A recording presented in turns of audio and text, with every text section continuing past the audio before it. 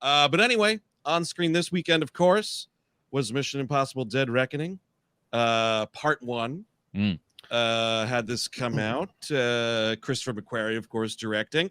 What do we think, fellas? Hop in. Well, first off, I want to get something off my chest. I always say I knock the British on this show, but it's because I secretly love them. And if Carrie Elways or Hayley Atwell asked me to betray my country, I would do it in a heartbeat.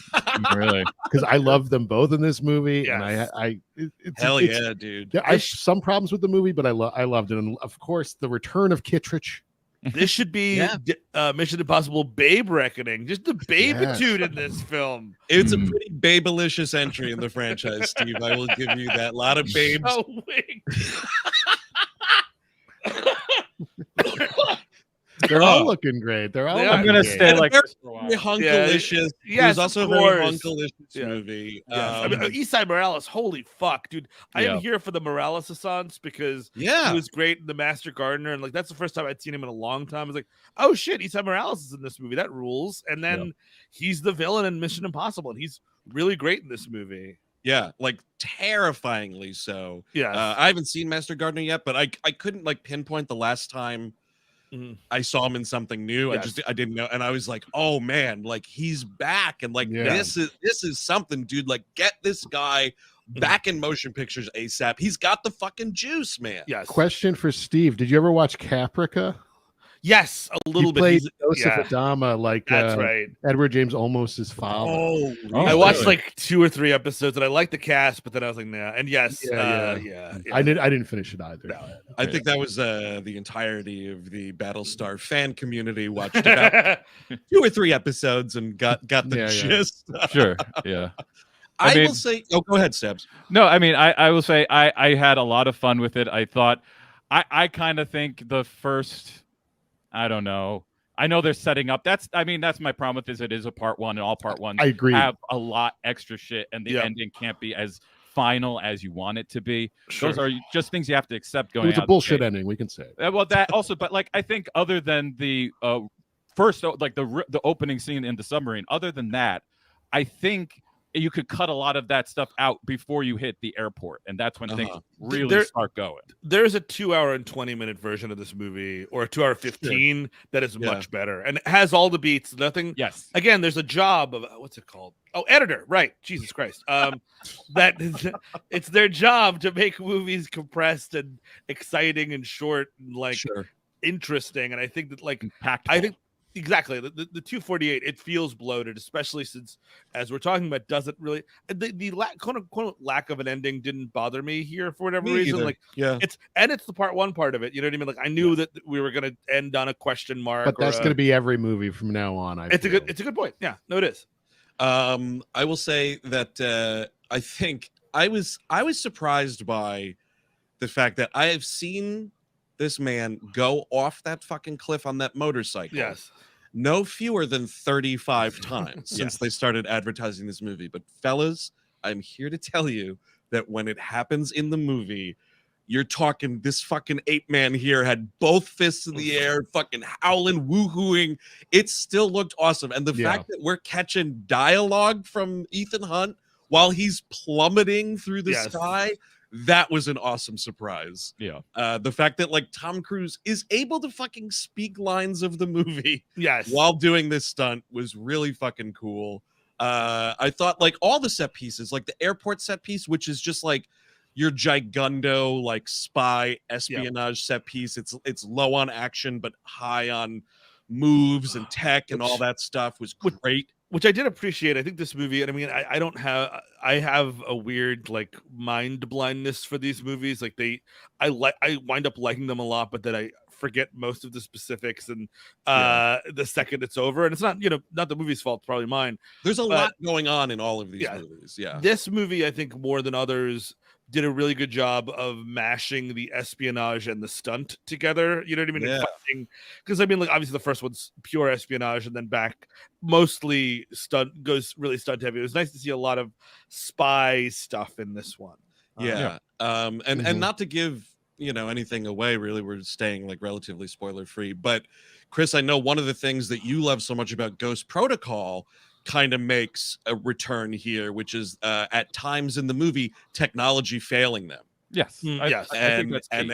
And having to, like, you know, Ethan Hunt, he's always got to improvise. The team always has to think on their feet, and like it does it in a really cool way. Like getting into the third act, that I was like, nice. Like the technology failing them, the reason, like the thing that happens is what sets up all the incredible stuff you see in the third act, which was really great. And we'll get a little plotty here. Just the whole AI bit, the entity thing that we keep kind of going back to as the big bad. I kept going back and forth in my head, like, is this stupid? Like, I just, it just, sure. I had like that a lot. Oh, really? I was thinking it was perfect for the times we're in. I landed on that. I did, but occasionally, like, I'm like, sometimes when it gets a little too like, because like, you know, Esai Morales like worships it in weird ways, and I'm like, what is that about? Like, and we don't really get that answer.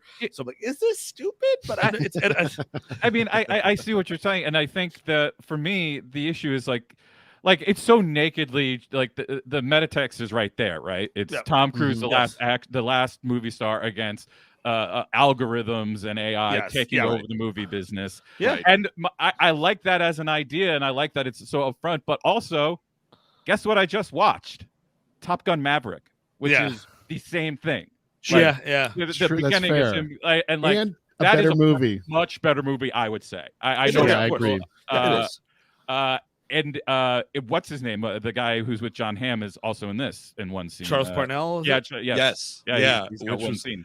He's great when he pops up. Yeah. So that opens up the Kittridge assance, dude. Henry Czerny back in this role. I would really love to like hear from like McQuarrie and those guys. Like, what was the impetus for this? Like, was there besides the four of us incessantly talking about him? Like, was there some bubbling on the internet? Like, dude, Henry Czerny is fucking Kittridge. He's got to get back in the franchise, so guys. Interesting that they bring him back. And this movie mirrors the first movie in a lot of ways, like with the train and stuff. And it's just fascinating that they're just like, why don't we just bring that guy back from that when we're doing that? I think that's probably what you're like. Hey, let's go back to the beginning. Like, oh wow, that guy was really good. Like, is he available? Oh shit, let's put him in the movie. I just imagine Christopher McQuarrie hosting screenings of Ready or Not. And then, look, he's got the juice, fellas. Let's just do it. Come on. He really does. Or I love Scream him. 6. He's also in Scream 6. Yes, Scream 6, of course. Well, you know what was kind of distracting was the fact that Shea Whigham is in this movie. Oh, love that guy. Also with Hayley Atwell, they were on Agent Carter together. He was her boss. So I was like, what's going on? I didn't know he was on that. I feel like Hayley Atwell's been waiting a long time for this movie. I don't know. Like, I just like, because they kind of set her up in the first Avenger, and she's really good in that. And people like the Agent Carter show. And then but it got canceled because, you know, due to lack of interest. It was a dumb show, but I watched it because of her and the action. The action was really good in it. And her career is just getting kind of like, I'm waiting around. And like this, she's really good in this. It's a really cool character. I mean, it's just another in the army of very attractive women that Tom Cruise has to manage or take care of or run afoul of. Pon Klementieff, by the way. Yes. Oh, fantastic. I've been waiting for a number 2 in an action movie this cool for a while. I think she's cool, and the character's a fucking psycho in like all the best ways. Like that kind of like that Xenia Onatop thing of like I'm getting horned up by violence. Yes. Oh, me too. Oh yeah. Well, she's smiling while she's driving over cars and shit. You know what I mean, dude. That's a great little bit. You know, not really a spoiler, but there's a part where Ethan drives a car over a bunch of scooters, and it's Tom Cruise like, fucking scooters, right? It's just like these are fake motorcycles, folks. That's what Ethan Hunt's telling you. Palm I thought was totally great. Atwell, totally great. Yeah, they were nice additions to the cast. And Shea Whigham, man, this dude, it's his moment, man. He's fucking great in this as like one of the 2 Kittridge stooges. The other guy is also in Top Gun Maverick. Yes, he's one of the guys. Yeah, one of the pilots. His nickname's Tarzan. I can't think of the rest of his name. It, but I thought the 2 of them were great as like the Kittridge stooges. And if you want more great Shea Whigham, you guys, that fucking now it's abhorrent that it's canceled. That Perry Mason show on HBO. Very good. He's in both of those seasons. He's got way more of a larger role in the second season. he's just a great fucking actor. Yeah. Purchase alum. Oh yeah. Yeah. So they produce nothing but the best talent. Yeah. Also, right. if you've ever, if you're a beard aficionado, which I still consider myself, the beard that Shea Whigham is wearing these days, I saw him being interviewed on the red carpet for for this movie. He is looking phenomenal. Well, he's got this like rooster thing going on with his hair in this one. It's he's got some height. It's like fucking Beavis or Butthead. Like, it's just this wall and back. It looks better on him than Beavis and Butthead for sure. For sure, yes. Well, he's just ready for his role as older Butthead, of course. Which they do on that new show, and it's quite delightful. Yeah, no, I all that stuff with them in the airport and him just getting fucking pissed off. Like, Shea Whigham is an actor who plays getting pissed off like perfectly. And shit, man, like, what do you say about that train sequence? I mean, first of all, they built the fucking train for the movie. Right. And we are getting screwed here in America, folks. We don't have these nice European trains. I would kill for this. Look at this thing. No. Yeah, I mean, they, falls off a cliff. But before that, it's a beautiful well, it's worth it for that dining car.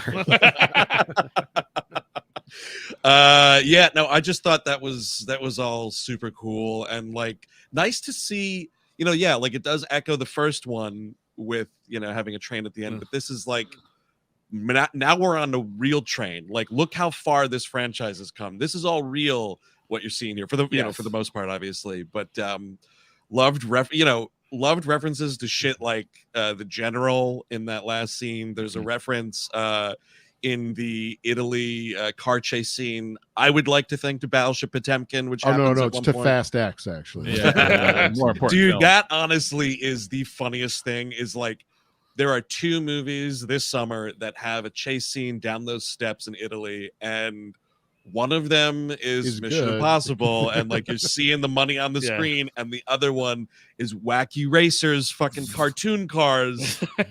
And I am sorry, Vin Diesel, you got beat this summer, man. They even have a better Wacky Racers bit in this. That's actually true. Yeah, with the little Fiat. With the Fiat. Take a little punch at Italian culture. I like it. Those cars will never not be funny to me. Yeah, so, we'll see where this Dead Reckoning Part 2, lands next summer.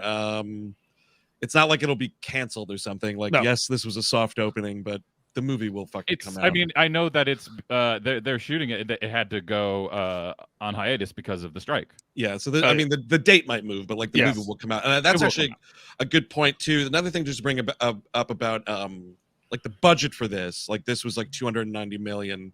I would argue a lot of that you see on screen versus some other movies, but also part of the reason that budget got so jacked up was due to pandemic delays and all of that shit. So like when we're talking about the very real issue, the need for budgets to come down, I would just say that like if you're out there having that conversation, this movie probably isn't one to use as an example because of just the constant delays and literally trying to make this movie during some of the worst parts of the pandemic. Well, why bother when you got the Flash right there? It's right there. It's right there. You got that. Indy 5, Elemental. Those are 3 that you could use for your arguments with your friends in the basement. Sipping on Miller High Life and arguing about movies, like I'm sure so many of you do here. Hey, some of them do it at bars during the day and are just very lonely. So don't, it's not all basement talk. It's not all basement talk. Yeah, so we'll see. But it was a fun time at the movies, gang. I'll say that.